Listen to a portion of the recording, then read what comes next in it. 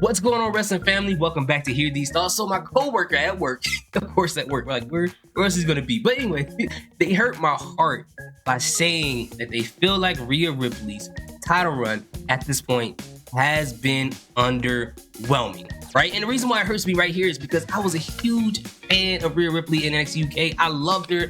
I have a friend who absolutely loved her and kept saying over and over that she's gonna be a huge star when she comes to the main roster. And I'm glad at this point that she's able to display that to the entire world, that she's able to show people that she is a huge star. And what she's been doing with the Judgment Day has been fantastic. WWE catching lightning in a bottle with her relationship with Dominic Mysterio is, I never expected that. And her holding the title just feels so right.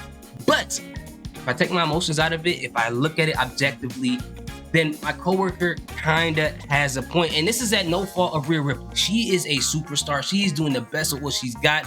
But if you strip back the Dominic Mysterio thing, if you strip back the Judgment Day, and I understand that's a part of who she is. She can't help it. She's in the stable. Again, it's not her fault.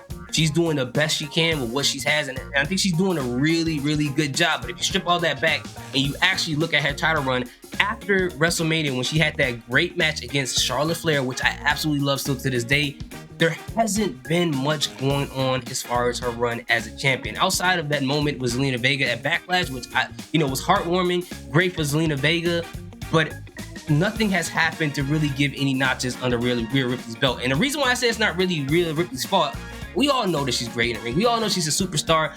But when I look at these champions in WWE or any promotion, you can have the greatest star holding the belt, but there's other elements that can help their title run be great. I look at them like superheroes. You can have the favorite superhero, whether it's Batman, Spider-Man, whoever your favorite superhero is.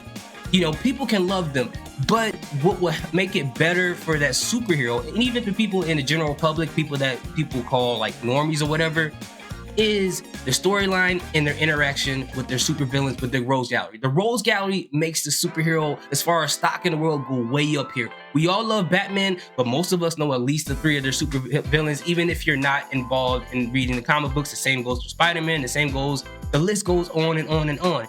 And I feel like that's the issue that Rhea Ripley is facing right here. Because unlike Asuka has so many people available for her to face that can make great feuds, whether we're talking about Charlotte Flair, whether we're talking about Bianca Belair, Io Sky, the list goes on and on and on. For Rhea Ripley, she doesn't have that benefit. And the only person that can probably be a great competitor, that can create a great storyline, is Becky Lynch, but she's in this great feud with Trish Stratus. And what I said before is Trish Stratus, as far as like Becky Lynch, what she's doing right now is very underrated, okay? To be able to create a great feud without involving any titles at all, she's doing a fantastic job. But for Rhea Ripley, she doesn't have that competitor that seems like they may actually beat her. The only Rose Gallery she has at this point, if you think about it, is the Legion of the Blondes, okay? And when I say the Legion of the Blondes, is every blonde wrestler on Raw. She beats Charlotte Flair, and every time she beats a blonde, they move to a different brand. She beats Charlotte Flair at WrestleMania, she loses, then she goes over, and I'm talking about Charlotte Flair, she goes over to SmackDown. Dana Brooke comes out of nowhere, she gets washed, she goes back to NXT. Then here comes Natalya to defend the Legion of the Blondes. She loses,